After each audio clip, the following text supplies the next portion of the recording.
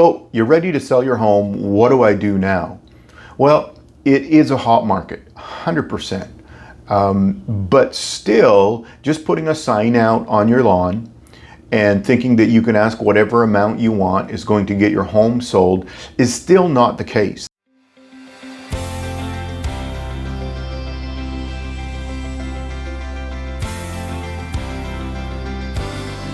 All right, things you should know before buying or selling your home in the Greater Victoria area. Probably number one and most important, especially for buyers, is to know that it's not impossible.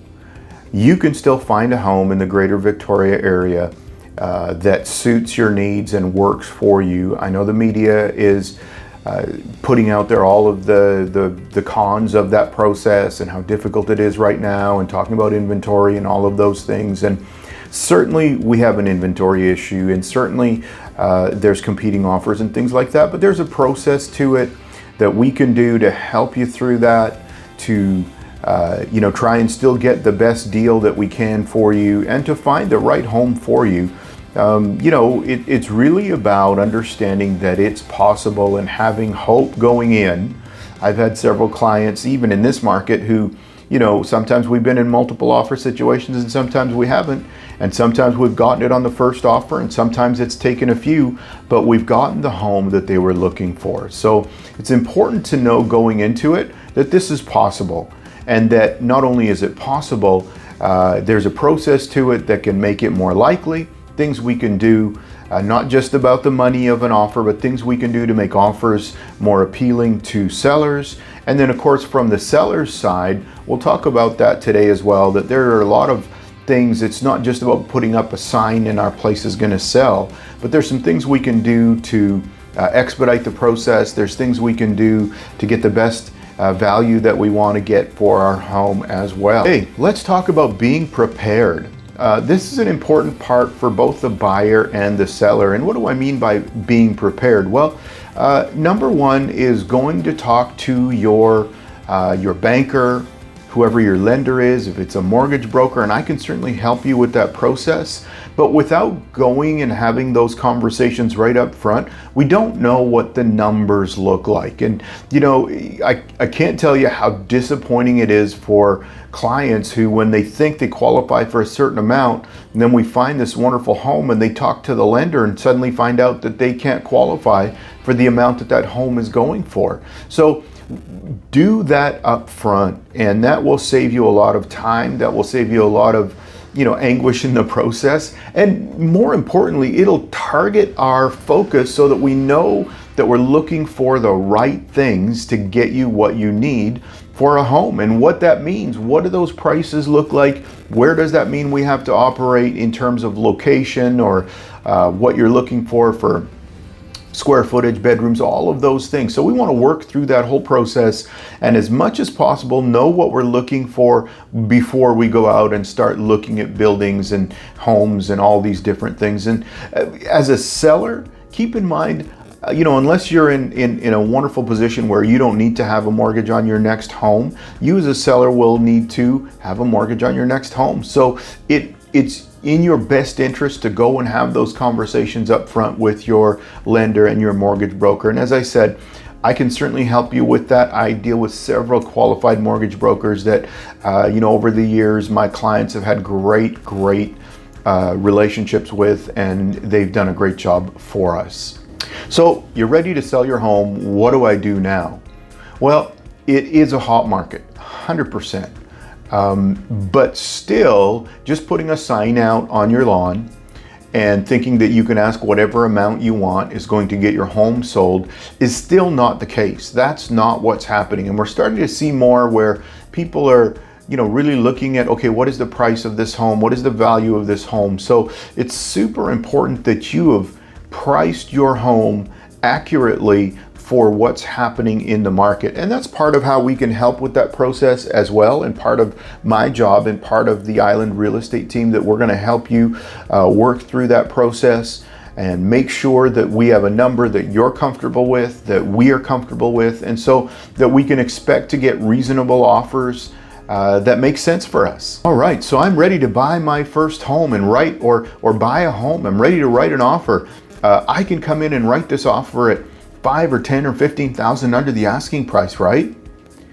Well, in most cases in this market, that's not the case. It's possible that a house could be, overpriced and it's not going to sell at the asking price. But that again is part of our conversation that we're going to have. I'm going to look at the comps with you. We're going to talk about what numbers you're comfortable with and what numbers make sense in the market that we're dealing with. So you just need to be prepared that going under the asking price may not be the best strategy to get the property that you're looking for. And certainly if you're talking about a multiple offer situation, going under the asking price is not in your best interest at that point. Okay, additional expenses. There's going to be additional expenses when you purchase a home that sometimes, we aren't thinking about because we're excited about the purchase, or we don't think about because we're excited about selling our home. And we should be. This should be an exciting time for all of us. And for me, one of the greatest things about what I get to do is I get to help people fulfill their dreams about where they want to live and how they want to live. And it's such an exciting time for all of us in the process. But there are a few additional expenses that you need to be aware of. Number one, there are going to be legal fees. And that will depend on the lawyer or the notary that you deal with. But you'll want to have that conversation with them right up front to find out, okay, what do these legal fees look like so that you can be prepared. Number two, there's going to be costs for an inspection. Now, an inspection is not, it's not a requirement, but I strongly recommend to all of my clients, unless we're talking about a new build, that you get an inspection done for the home. And what the inspection does is the inspector will go through the property and give you a lowdown of what to expect. So hot water tank is going to need to be replaced. The roof is this, or whatever the case might be. And some of those, you just want to be aware of those things, but some of those things may be relevant to whether you want to go forward in the purchase. And maybe there's some things that we can talk about in the pricing because there's extra work that needs to be done that you weren't expecting. So that's what the inspection will do for you. In conjunction with that, if you're dealing with a strata, I strongly recommend having a strata review done as well. And that's where somebody reviews all of the strata documents and the financials, and then also the depreciation report, because we want to know that the depreciation report talks about what's going to be coming up in this building in the next 30 years or 40 years or 50 years, and that's wonderful. But we also want to see that it's being implemented and it's being put together so that we aren't suddenly, you're living there and suddenly find out, oh, I'm going to have to pay $30,000 for something completely unexpected. So that's part of what all of the inspection and the strata review and all of those things will do. It just helps you to be prepared and be aware of what's coming up. And the other expense to think about is, if you're a buyer, is the property transfer tax. And I know that's very, not many people are excited about that, but there is a property transfer tax, and we can go through on the website about specifically what the process is for that calculation, and so that you know exactly what number you're looking at, because these are all going to apply to the purchase, because you're going to have to pay all these other funds as part of the purchase process. And of course there's GST. Typically GST is not relevant on used homes, but we want to have that conversation to talk about that as well. So there are additional expenses, so we just need to be aware of those additional expenses. You're gonna be switching over power and cable, all these different things as well. So and of course the moving cost, because unless you're going to do it yourself with some friends, and that's wonderful, you might still need to rent a truck, but in the other case you may hire movers. So there's the cost associated with that as well, but you just want to be prepared. Okay, I'm ready to sell my house, now what? Well, one of the most important things you can do to get your home ready to be sold is depersonalize and declutter. You want people to be able to come into your home and look at it and see themselves living in that home. And one of the things I recommend is having someone come in, a home stager, come in and evaluate your home and give you some feedback. And one of the services that we offer at the Island Real Estate Team is that I offer complimentary home staging, to have a home stager come in and evaluate and give you some feedback, and then you can hire the home stager to actually do the work and come in and set your home up. And over the years, I've a great home stager, and my clients have used her to get her opinion, and then they put it to work. They've used her and then hired her to do the actual staging and everything else, and done it that way. And everyone's had great results. So for something that we as a team offer for free, which is the consultation, I strongly recommend, regardless of whether you think you're going to need any input or not, I strongly recommend having our home stager come in and give you some feedback, because you never know, right? And if it's the difference between how quickly your home sells or how many offers we get, I think it's important for you to consider and important for you to review that. One piece of advice I have for all of my clients early in the process, whether you're selling and then buying a new home, or whether you're buying for the first time or just new to the Victoria market, one of the things that I tell all of my clients is, wonderful that you're going to buy a home and you're going to get a home, but you want to be able to go out and have a coffee. You want to be able to go to a movie. You want to be able to go out for dinner.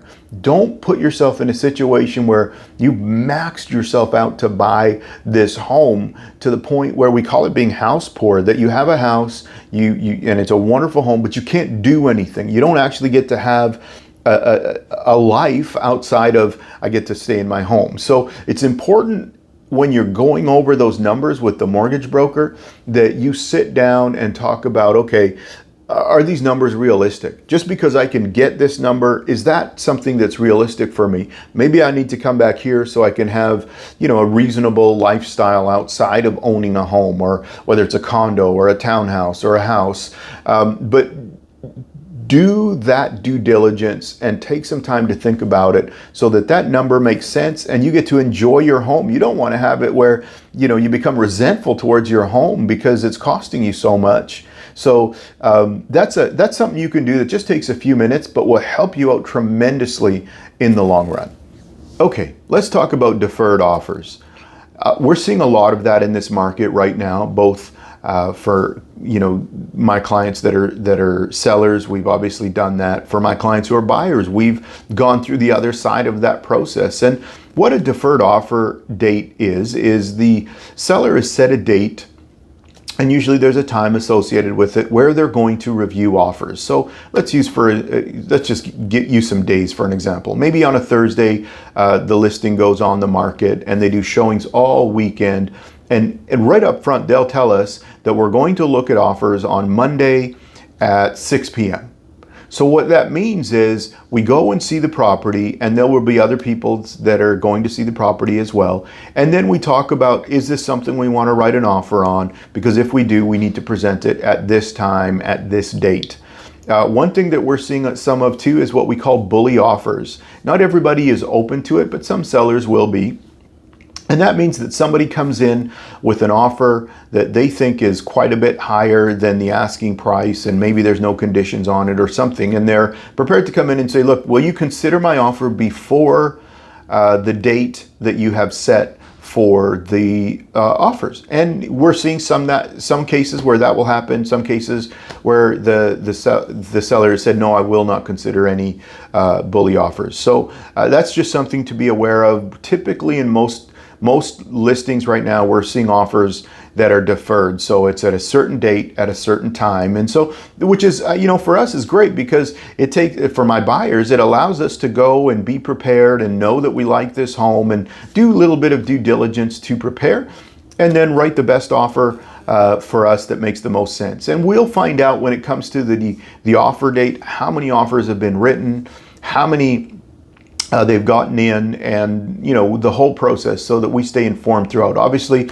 we won't know the amounts of the offers, but we will know how many are in the process, and so that we can make decisions accordingly as well. Well, you know what? As buyers, we need to just be aware that you may not get the first offer that you write on. You may, and that's wonderful.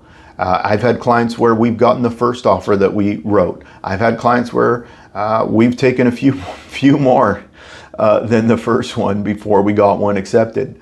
But we started this whole process talking about it's possible. and really be aware that maybe you won't get the first offer, but it's out there. We just stay the process, stay the course, keep going, and keep presenting offers. And that's, when multiple offers come up, we may get an opportunity to change our offer. We may get an opportunity where we just say, I don't think I want to be involved with that many other offers. Whatever makes sense for you. And that's our big thing. And I tell all my clients right up front, I want you to be informed and have all the tools and my opinion and expertise where it's warranted so that you can make an informed decision at the end of the day. And I'm going to support whatever decision you make, and we're going to, the old saying, it's keep the faith. We're going to keep the faith that we're going to get this home, and if not this one, we're going to get the right one for you. And finally, talking about what do I need to do, what do I need to know about buying a home in the Greater Victoria area, you need somebody who's on your side. You need an advocate, and that's where we come in. I tell all of my clients, when I first learned about agency, that's a legal term for what we do as real estate agents, what really stuck out to me is that it's really about, it's like a sports team. And I love sports and have a background in some coaching in sports and so forth. So for me, a team was always about, I've got your back. And that's really what we're talking about here. And I used to have it on all my cards before. It said, I've got your back on it. Because if we're going to work together, I've got your back.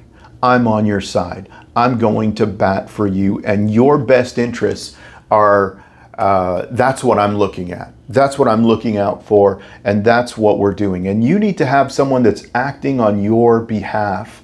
And that's what we're here to do. That's what I'm here to do. And so thank you for taking the time to watch this, and we have several other videos that you'll be able to watch as well. Enjoy them. Have a great time in your home search. You can certainly reach out to us. I'd love to help you find what you're looking for.